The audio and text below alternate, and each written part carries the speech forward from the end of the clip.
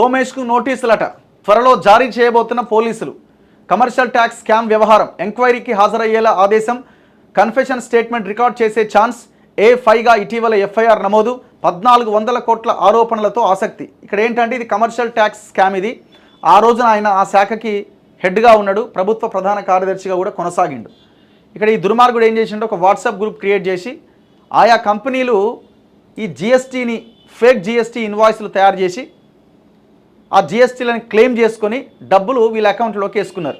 ఇట్లా దగ్గర ఒక 1400 కోట్ల రూపాయల స్కామ్ చేసిరు. ఇందులో డైరెక్ట్గా జిఎస్టీ అంటే ఇది సెంట్రల్ ట్యాక్స్, ఇది స్టేట్ ట్యాక్స్ ఉంటుంది, సెంట్రల్ కూడా ఇన్వాల్వ్మెంట్ ఉంటుంది కాబట్టి కేంద్రం ఇన్వాల్వ్ అవ్వాలి, ఈడీ ఎంటర్ అవ్వాలి, వీళ్ళ మీద చర్యలు తీసుకోవాలి. కానీ ఇంతవరకు అవుతుంది, త్వరలో అవుతుంది, ఆ తర్వాత అవుతుందని మాట్లాడుతున్నారు తప్ప ఇంతవరకు వాని లోపల వేసింది లేదు, చేసింది లేదు.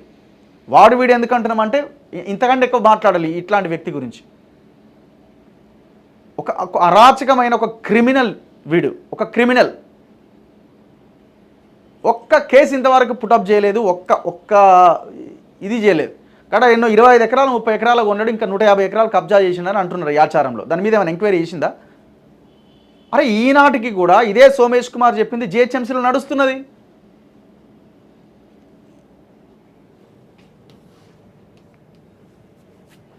మరి ఇది బెదిరించే కార్యక్రమమా? బెదిరించి ఏడేడు ఉన్నాయో చెప్పు అలా సగం మాకి అని అడిగే ప్రయత్నమా, లేకపోతే నిజంగానే ఏమన్నా రికవరీ చేసే ఆలోచన ఏమైనా ఉన్నదా, కేసులు పెట్టి ఆలోచన ఏమైనా ఉన్నదా?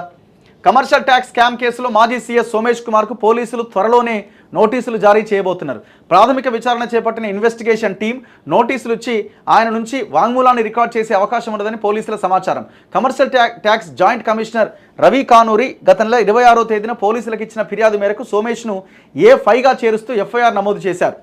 జీఎస్టీ రిటర్న్స్ విషయంలో కమర్షియల్ ట్యాక్స్ విభాగానికి నాడు కమిషనర్గా ఉన్న సోమేష్ ఉద్దేశపూర్వకంగా రాష్ట్ర ఖజానాకు నష్టం చేకూర్చే తరహాలో నిర్ణయాలు తీసుకున్నారని, దాదాపు 1400 కోట్ల మేర ఖజానాకు నష్టం వాటిల్లిందని ఆ ఫిర్యాదులో పేర్కొనడం గమనార్హం. నేనేమంటున్నా అంటే ఈ ఫార్ములా కార్ రేస్ దాంట్లో 53 కోట్లు సింగిల్ ట్రాన్సాక్షన్లో ఫైనాన్షియల్ డిపార్ట్మెంట్కి తెలియకుండా, ఫైనాన్స్ మంత్రికి తెలియకుండా కేటీఆర్ ఆర్డర్స్ తోటి అరవింద్ కుమార్ అనే ఐఏఎస్ 53 కోట్లు ట్రాన్సాక్షన్ చేసిండు కదా. ఏమైంది ఆ కేసు? వాడు ఎక్కడ పోయింది? శివబాలకృష్ణ అనే రెరా అధికారి వాడు అరవింద్ కుమార్ పేరు చెప్పిండు, అరవింద్ కుమార్ కేటీఆర్ పేరు చెప్పిండు. మరి ఏమైంది ఆ కేసు?